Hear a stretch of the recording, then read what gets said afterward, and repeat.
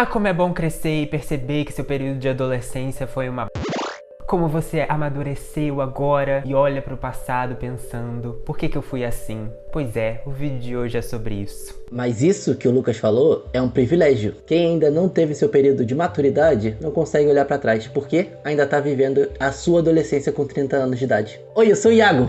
Eu sou o Lucas.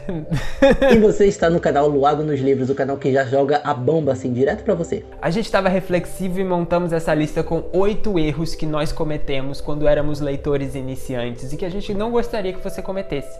Que a gente gostaria que você não cometesse. Se você já cometeu, você vai dizer pra gente qual é o que você mais cometeu desses 8. O primeiro erro que nós cometemos, não seria Luago se a gente não falasse sobre isso. Gastar mais dinheiro com livro do que a gente realmente lê. Em outras palavras, desperdiçar dinheiro com coisa que não faz sentido. Quando você é um leitor iniciante, tá começando a descobrir o mundo maravilhoso da literatura, você acha que tem que sair comprando um monte de coisa para já estocar na sua estante para aquele período que você for ler. Estou vivendo minha vida de leitor há 20 anos e hoje eu percebo o quão errado isso é. Se eu pudesse ter todo o dinheiro de volta que eu já gastei em livros que foram embora da minha estante que eu nunca li, ou livros que estão encalhados há mais de 7 anos que eu nunca tive vontade de ler.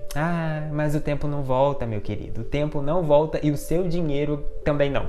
É muito doido isso, porque existe uma linha tênue entre você começar a montar sua biblioteca e você começar a comprar exageradamente, sem limite. Então, quando eu quis montar a minha biblioteca, ter os meus livros, eu comecei comprando 1, 2, 3, daqui a pouco eu tava comprando 15, 20. Inclusive, eu tinha um desafio com o Lucas de que toda Bienal do Rio de Janeiro, a gente tinha que comprar a quantidade de livros referente à nossa idade.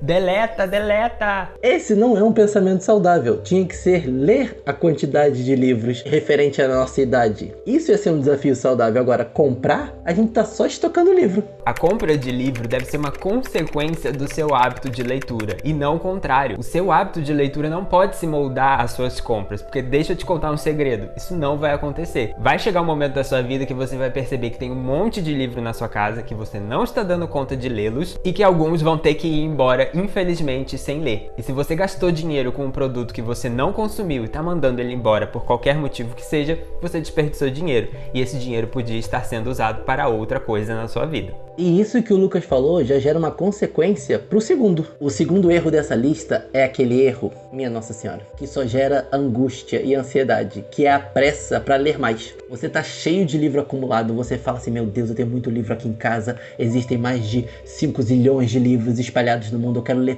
todos. Deixa eu te contar uma coisa, isso não vai acontecer. E quando você tem pressa para ler, você acaba não aproveitando a sua leitura atual. Você já quer terminar aquele livro para começar o próximo, e eu sinto isso às vezes tendo que gravar vídeos aqui sobre livros, que eu não aproveito os desfechos muito bem, porque eu já tô na correria de pensando no próximo, o que eu tenho que ler para fazer o próximo vídeo. Se eu pudesse voltar no tempo, eu aproveitaria muito mais as minhas leituras. Gastaria um tempo refletindo sobre o final de cada livro, em vez de querer terminar logo para pular pro próximo. E uma coisa que aconteceu comigo lá no início da pandemia foi quando eu tava começando vários livros pela pressa de ler todos os livros que eu tinha. Eu não conseguia nem terminar um, eu já queria começar outro, e começava outro, e começava outro. E quando eu vi, eu estava com mais de 20 livros no lendo do Scooby. Sendo que eu não parava pra sentar e terminar o primeiro que eu comecei. Eu sempre queria puxar outro pela pressa de ler mais. Eu preciso ler esse, eu preciso ler esse. E no final das contas eu li o quê? Nada. Se você é um leitor iniciante, aproveita melhor as suas leituras, tá? No futuro você pode olhar pra trás e perceber que você não leu um livro favorito seu da forma que você gostaria. A leitura é pra ser um prazer, não uma obrigação.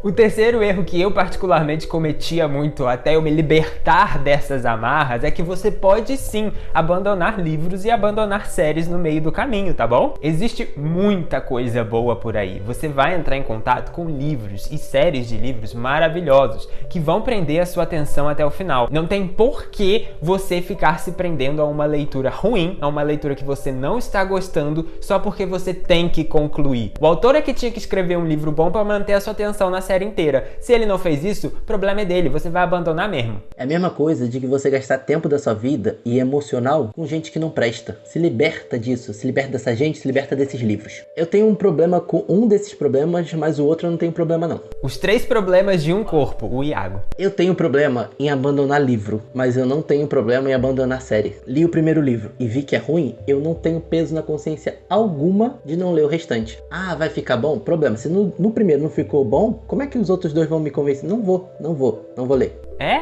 A Torre Negra, e aí? Mas esse tá me convencendo. Não tá não. Não tá mesmo. Não tá convencendo mesmo. Tá, porque o pessoal fala que as peças se encaixam. Não, você caiu no esquema de pirâmide e tá em negação, tá bom? Não vai ficar melhor, não vai se encaixar nada. O povo fala bem da Longa Marcha, a gente acabou de ver que é uma bomba. Não, Iago, você tá se enganando. O Príncipe Cruel, li o primeiro, achei um lixo e não vou continuar. Não tem nada nesse mundo que faça, leia o segundo, o terceiro, vai ficar bom. Não vai. Pela qualidade de escrita daquele primeiro livro, pelo enredo que me foi apresentado, não vai ficar bom. Mas agora, eu não consegui abandonar o livro em 50% e 60% porque eu queria ver até onde ia. Tá ficando ruim, eu falo assim, eu quero ver até onde você vai. É como se fosse um desafio, sabe? O ódio também move a minha vontade de leitura de vez em quando, mas não é a regra, tá? Não se sinta pressionado a terminar alguma coisa que você não tá gostando. O 4º erro tem tudo a ver com essa coisa de internet, de querer editar a regra do como os outros devem ler livro, tá? Ai, eu não aguento mais isso, eu não aguento mais. Eu, quando eu era mais novo, eu tinha uma pena do objeto livro. Ai, porque a gente tem que ler nesse ângulo, ai, porque não pode fazer isso, porque você não pode escrever, porque você não pode botar marca-texto, você não pode fazer nada. A experiência de leitura é sua, o processo de leitura é seu, e se você gosta de anotar em livro, você vai anotar em livro. E você que não gosta de anotar em livro, não tem que ficar julgando o coleguinha que gosta de anotar em livro. Eu cresci numa casa que minha irmã mais velha, que foi a pessoa que me apresentou o universo dos livros, ela era um pouco ditadora com relação ao cuidado dos livros. Quando eu li os livros que ela tinha, ela me obrigava a não abrir o livro mais que 90 graus. Eu tinha que segurar o livro pelas pontas dos dedos, jamais encostando no corte para não sujar o corte. E eu tinha que lavar as mãos toda vez que eu ia tocar em qualquer um dos livros dela para ler. Então minha vida foi moldada assim, sabe? Foi desde os meus 7, 8 anos de idade até 15. Porém, hoje em dia eu já anoto no livro assim, marco, anoto. Eu gosto dessa coisa de entrar em contato novamente com o meu livro e ver as coisas que eu anotei, os meus pensamentos naquela primeira leitura. Isso eu consegui me libertar, mas agora abrir mais de 90 graus, eu já tenho essa dificuldade que não passou não. Porque eu não gosto de ver o objeto livro danificado a ponto de ser irreparável. Por isso que eu anoto com lápis mesmo, para não estragar o papel. Eu sei que eu sou o porta-voz da conservação de livros aqui neste canal. Hashtag Lucas Conservador. E eu dou várias dicas de como você preservar o seu objeto livro por mais tempo, mas eu também sou um defensor da sua experiência de leitura. A partir do momento que as dicas de conservação entram em conflito com o que você gosta de fazer para aproveitar a sua leitura, para mim o que tem que prevalecer é a sua experiência de leitura. Então anote sim,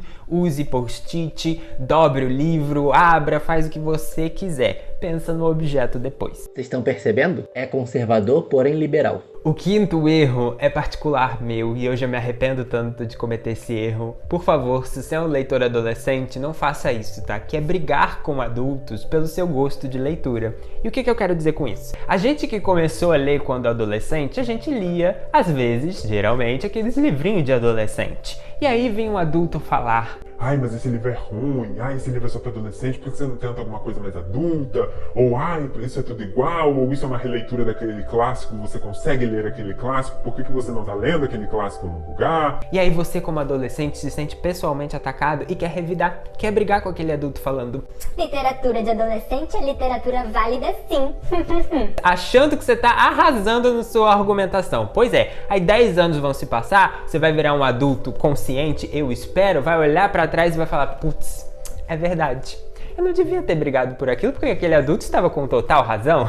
Entenda uma coisa, literatura adolescente é literatura válida? Sim, pra você adolescente. Ela é importante? É, mas quando o adulto mostra pra gente que existem outras coisas além daquilo, o ideal seria a gente falar: deixa eu ver isso daí, e explorar esse universo, não falar: você está errado, pare com isso, vá pra fogueira você. E eu tenho uma experiência com isso daí. Eu tava conversando com um pessoal que trabalhava no teatro, e eu era um adolescente que já tinha lido Crepúsculo e gostava muito do universo de Crepúsculo. Ai, meu Deus do céu. O erro já começa aí.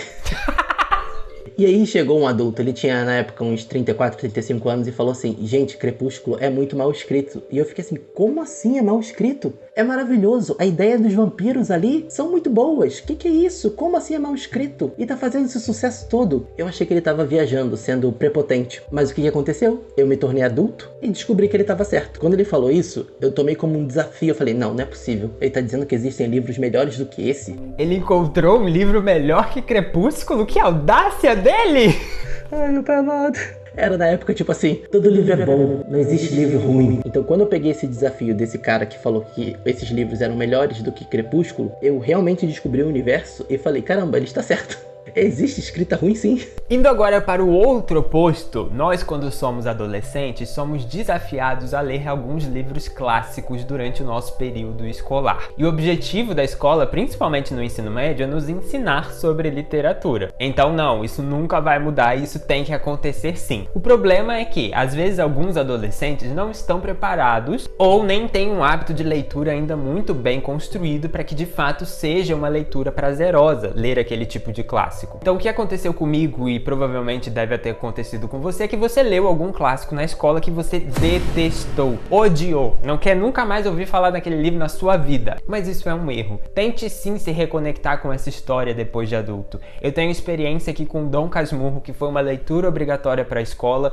Eu detestei, eu não consegui entender nada, eu não consegui terminar aquele livro. E quando eu reli agora depois de adulto, eu encontrei uma história maravilhosa e que me impactou e que eu finalmente entendi por que esse livro é um clássico e por que todo mundo ama. Então assim, você não precisa realmente gostar daquele livro clássico no seu período de escola, mas não cometa o erro de nunca mais revisitá-lo durante a sua fase adulta. Você pode se arrepender. Mas depois que você lê esse livro depois de adulto, você também não precisa gostar só porque ele é clássico não. Você vai ter uma nova experiência de leitura. Você pode reforçar o seu desgosto ou você pode amar. Não é porque um livro é clássico que necessariamente você tem que gostar. Estamos aqui para te relembrar, não para te autorizar, porque isso é uma coisa que já está intrínseca a você. Você tem esse direito, que é não gostar de livros. Você pode achar o livro ruim sim. Alexandrismo não te deu o direito de ser feia?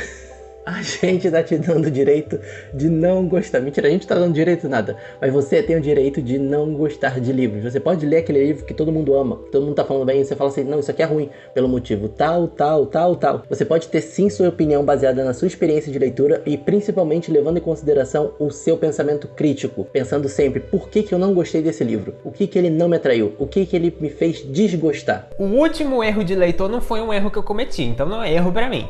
Eu nunca fiz isso. Esse é meu. Então fala você. O último erro dessa lista é o erro de acreditar que releitura é uma perda de tempo. Eu fiz questão de botar esse erro aqui nessa lista porque era uma coisa que eu sempre tinha como crença na minha vida. De que se eu já li um livro, eu já conheço aquela história, eu não preciso gastar meu tempo de vida lendo esse livro de novo porque eu já conheço aquela história. Só que de uns anos pra cá, eu vim fazendo releituras e quando o livro é bom e profundo e ele te toca, principalmente tocando na sua alma, quando você faz a releitura, ele te traz novos ensinamentos. A pessoa que está lendo esse livro agora é uma pessoa totalmente diferente da pessoa que leu esse livro a primeira vez. Eu entrei em contato recentemente com releituras na minha vida e coisas me chamaram a atenção pelo momento que eu estou vivendo hoje e que na minha primeira leitura eu não estava vivendo. Então o livro me trouxe um novo aprendizado, uma nova visão de mundo. E eu achei isso tão fantástico que eu insisti pro Lucas colocar esse erro nessa lista, porque às vezes você é uma pessoa que nem eu era, que acreditava que releitura é perda de tempo. Mas não é porque você já conhece essa história que ela não tem o poder de modificar a sua vida de novo. Você não consegue absorver 100% de um livro numa leitura só. Sempre ficam umas coisas pelo caminho. E você entrando em contato com essa releitura favorita da sua vida, você vai ver coisas que antes você não viu.